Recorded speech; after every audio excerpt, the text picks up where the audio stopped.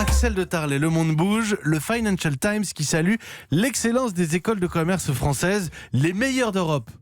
Et selon le quotidien britannique. Voilà, un classement qui fait chaud au cœur et qu'on ne peut pas accuser d'être partial puisqu'il émane du Financial Times, donc la bible du monde des affaires en Grande-Bretagne.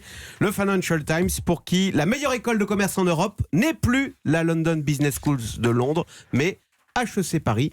Et les écoles françaises en général cartonnent, puisque dans le top 20 des meilleures en Europe, on en trouve 6 françaises, contre à peine une allemande. Donc on trouve l'ESSEC de Cergy-Pontoise, le SCP, l'EDEC à Lille, l'école de management de Lyon. Et alors si on descend dans les 50 meilleures, là c'est un festival d'écoles françaises, puisqu'on trouve les écoles de Grenoble, Marseille, Bordeaux, Nantes, Nice, Reims ou Rouen.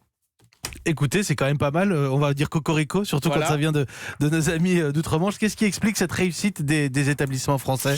Alors, c'est vrai que le Financial Times lui-même note que cela va à l'encontre de tout ce que l'on dit, tout ce qu'on entend sur le malaise de l'enseignement en France, sur également l'image de la France qui serait un pays rétif au capitalisme. Eh bien, l'explication, elle est toute simple et elle va faire grincer quelques dents. En France, les écoles de commerce ne sont pas aux mains de l'éducation nationale, mais des chambres de commerce, donc des entreprises. Et c'est vrai que c'est dans leur ADN. Nos écoles de commerce sont totalement tournées vers le monde du travail, vers l'international, avec des cursus, des stages à l'étranger, des cours en anglais. Et à la sortie, vous êtes immédiatement employable et partout.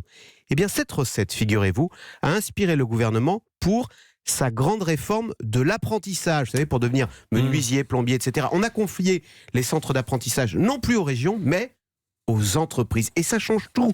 L'apprentissage n'est plus une voie de garage pour étudiants en échec scolaire, mais la voie royale pour décrocher un CDI bien payé dans une entreprise qui marche.